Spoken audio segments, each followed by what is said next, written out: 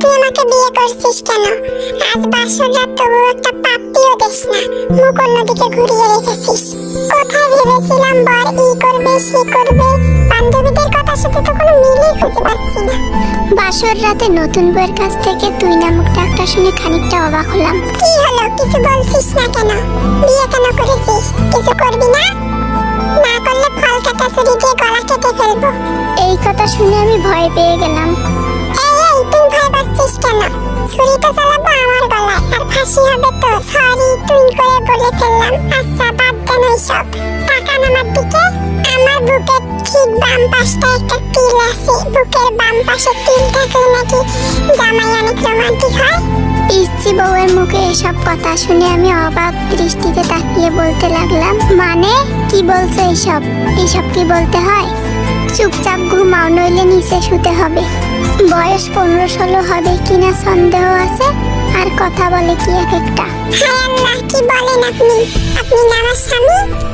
আর ভাবি বলছে স্বামীর কাছে সব বলতে হয়। আচ্ছা আরো কোথায় কি আছে বলবো কি? জানেন আমার না নাভির নিচে। আল্লাহ আমাকে বাঁচাও, এই মেয়েটা তো দেখছে আমাকে পাগল বানিয়ে ছাড়বে। এই পিচ্চি চুপ করবে তুমি? শুনেছি বাসর ঘরে নাকি এই হয় সেই হয় স্বামী স্ত্রীর মাঝে। আপনি তো দেখছি কিছুই করছেন না, একটা কিছু তো করতে পারেন। ছাই রোমান্টিক আপনি। আচ্ছা জড়িয়ে তো নিতে পারেন, তা না করে মাঝখানে কোলবালিশ দিয়ে রাখছেন। এগুলো কার কাছে শুনেছো? কেন, ভাবির কাছে। আর কি শুনেছো? ভাবি বলেছে স্বামী যেমন যেমন করতে বলে ঠিক তেমন তেমন করতে। ও আচ্ছা, খুব ভালো তোমার ভাবিটা। এখন তুমি ঘুমিয়ে যাও। তোমার ভাবি বলছে না স্বামী যা বলছে তাই করতে, সো তাড়াতাড়ি তুমি এখন ঘুমিয়ে পড়ো। তাহলে ঘুমাবো? বাসর রাতে নাকি ঘুমায় না? আচ্ছা তোমার কি কোনো সমস্যা আছে? এজন্যই মাঝখানে কি ইন্ডিয়া পাকিস্তানে বর্ডার করে রেখেছো? এই পিচ্চি চুপ কর, ঘুমা বলছি। বাসর রাতে কত কি কয়ে শুনেছি স্বামী স্ত্রী, আর তুমি আমাকে ঘুমাতে বলছো? এখন তুমি ঘুমাবে নাকি নিচে নামিয়ে দেব? ছিল বাসর রাত নিয়ে কত পরিকল্পনা, কিন্তু কপালে যেই বাচ্চা মেয়েটাকে বিয়ে করতে হবে তা জানতাম না। এমন পিচ্চি মেয়েকে কিছু করলেই কালকে সবাইকে বলে দেবে।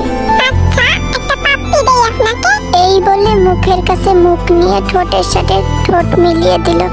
অনেক কষ্টে নিজেকে সামলালাম। পিচ্চিটা তো বড় বড় কথা বলছে, কিন্তু কিছু করলেই যে চিৎকার শুরু করবে তা তো আমি ভালোভাবেই বুঝতে পারছি। তাই পিচ্চিটাকে সরিয়ে দিয়ে ধমক দিয়ে বলতে লাগলাম, এই মেয়ে, এই এত বাসর করার শখ জাগছে? নাকে টিপ দিলে দুধ বের হয়ে আসবে, আর সে কিনা বাসর রাত নিয়ে লাফালাফি করে। আপনি ভুল বলছেন, নাকে টিপ দিলে দুধ বের হয় না, দুধ তো বের হয়।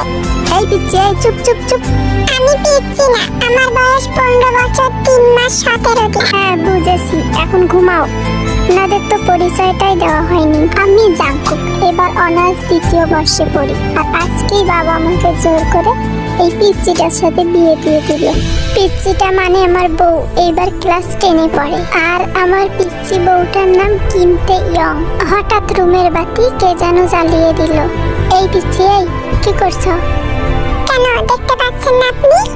কাপড় খুলছি। তা তো দেখতেই পাচ্ছি, কিন্তু কাপড় কেন খুলছো?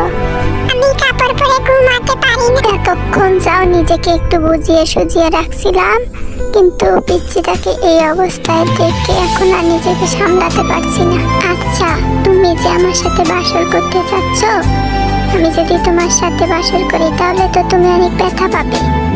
কেন ব্যথা পাবো? বাসর করলে সবাই অনেক ব্যথা পায়। তাহলে বুঝলে, চলো এখন আমরা বাসর শুরু করি। তাহলে এখন আমি তোমার সাথে যা যা করব এগুলো কিন্তু কাউকে বলবে না, ওকে? ঠিক আছে, কাউকেই বলবো না আমি। সত্যি তো? দেখে তারপর জাঙ্কুক টেকে কিস করা স্টার্ট করলো। এভাবে কিছুক্ষণ কিস করার পর জাঙ্কুক টেকে কোলে তুলে নিয়ে তাদের বেডে শুয়ে দিল। বেডে শুয়ে দেওয়ার পর জাঙ্কুক আবারও তের ঠোঁটে কিস করতে লাগলো, এবং এক সময় তের নিকে এবং আস্তে আস্তে সারা শরীরেই তের কিস করতে লাগলো। এর কিছুক্ষণের মধ্যেই ওরা দুজনেই আনড্রেস হয়ে গেল। मेरे बिन शाम है बेनजारा, मेरे बिन बेजिया हर सितारा, मेरे बिन इश्क है बेसहारा। सुनिए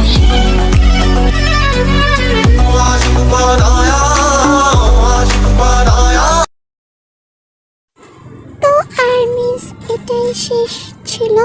এবং কি আমি বেশি রোমান্টিক গল্প তো পারি না, বাট এটা একটু কপি করা। যদি তোমরা বুঝতে পারো তাহলে আমাকে ক্ষমা করে দিও। এটা আমি একটু ভিডিও দেখছি, তারপর সেটার মতো করে বানিয়েছি, ডাবিং করেছি। আর হচ্ছে মানে কিছুটা ডাবিং করেছি, আর কয়েকটা নিজের মতো করে বলে দিয়েছি। সো তোমাদের যদি ভালো লাগে তাহলে অবশ্যই কমেন্ট করবে এবং লাইক কমেন্ট শেয়ার করবে, আর অবশ্যই আমার চ্যানেলটা সাবস্ক্রাইব করবে, ঠিক আছে? আর আমি আরও চেষ্টা করবো এরকম ভিডিওস দেওয়ার জন্য। So bye bye. আর কেউ রাগ করবে না, কারণ আমি আগেই বলে দিয়েছি এটা একটু কপি করা, কারণ ফার্স্ট টাইম আমার ডাবিং করা ভিডিও, এর জন্য একটু কপি করছি, এর জন্য সরি অল। বাট তোমাদের কাছে কেমন লেগেছে সেটা তোমরা অবশ্যই কমেন্টে জানাবে।